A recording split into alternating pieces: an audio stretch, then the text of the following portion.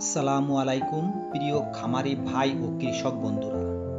আজকের ভিডিওতে আমরা আলোচনা করব গরুর একটি গুরুত্বপূর্ণ সমস্যা পাতলা পায়খানা বা ডায়রিয়া নিয়ে। এই রোগে গরু অসুস্থ হয়ে পড়ে, ওজন কমে যায়, দুধ কমে যায়, এমনকি জীবনহানির আশঙ্কাও দেখা দিতে পারে। চলুন জেনে নেই এই রোগের কারণ, লক্ষণ, ঘরোয়া ও প্রফেশনাল চিকিৎসা পদ্ধতি। কেন গরুর পাতলা পায়খানা হয়?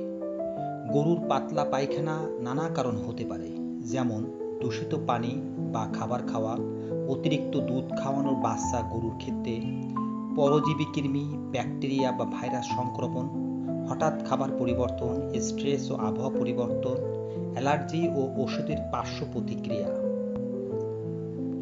এবার কিভাবে বুঝবো গরুর পাতলা পায়খানা হয়েছে? গরুর পাতলা পায়খানার সময় আপনি নিচের লক্ষণগুলো দেখতে পারেন: বারবার পানির মতন মলত্যাগ, মলের সাথে ফেনা, দুর্গন্ধ রক্ত, পানি কম খাওয়া, শরীর দুর্বল হয়ে পড়া, কানে ঠান্ডা ভাব, চোখ বসে যাওয়া, গায়ের তাপমাত্রা বেড়ে যাওয়া বা কমে যাওয়া, দুধ কমে যাওয়া। প্রাথমিকভাবে যে আমরা চিকিৎসাগুলো করতে পারি, গরুর পাতলা পায়খানা খুব গুরুতর না হলেও ঘরোয়া কিছু চিকিৎসা করতে পারি, যেমন ওরাল রিহাইড্রেশন সলিউশন দিন বা গ্লুকোজ পানি, লবণ ও চিনি, ডাবের পানি বা ইলেকট্রোলাইট সলিউশন, কাঁচা খোলার খোসা শুকিয়ে গুঁড়া করে খাওয়ানো, ইসবগুলির ভুসি খাওয়াতে পারেন। কিছুক্ষণের জন্য অবশ্যই দানাদার খাবার খাওয়া বন্ধ করবেন। এবার আমরা কি ওষুধ, গুরুতর হলে আমরা কি ওষুধ দিতে পারি?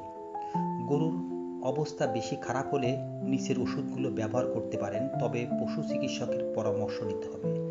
আমরা যে ওষুধগুলো দিচ্ছি এই ওষুধগুলো ভিডিওতে দেখতে পাবেন, তাই এখানে নাম বললাম না।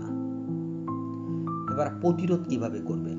সবসময় পরিষ্কার পানি ও খাদ্য দিন, নতুন খাবার ধীরে ধীরে অভ্যস্ত করুন, ছোটদের হাইজিন বজায় রাখুন, প্রতি 4 থেকে 6 মাস পর পর কৃমির ওষুধ দিন। স্ট্রেস কমান, যেমন গরুর পরিবেশ বদল, বেশি ঠান্ডা, তেজা পরিবেশ। কখন চিকিৎসকের কাছে যাবেন? যদি গরু 24 ঘন্টার বেশি পাতলা পায়খানা করে, মলে রক্ত, অতিরিক্ত ফেনা থাকে, গরু উঠে দাঁড়াতে না পারে, পানি না খায়, তখন দ্রুত একজন চিকিৎসকের পরামর্শ নিন। বন্ধুরা, গরুর পাতলা পায়খানা কোনো সাধারণ বিষয় নয়। সময় মতো ব্যবস্থা নিলে গরুর স্বাস্থ্য ও উৎপাদন দুই ক্ষতিগ্রস্ত হয়। তাই সময় মতো লক্ষণ চিনে নিয়ে ব্যবস্থা নিন এবং প্রয়োজনে চিকিৎসকের পরামর্শ নিতে কখনো দেরি করবেন না। এই ভিডিওটা ভালো লাগলে অবশ্যই লাইক দিন, কমেন্ট করে জানিয়ে দিন আপনার অভিজ্ঞতা, আর এমন দরকারি গরু চিকিৎসা ও খামার টিপস পেতে আমাদের চ্যানেলটি সাবস্ক্রাইব করুন।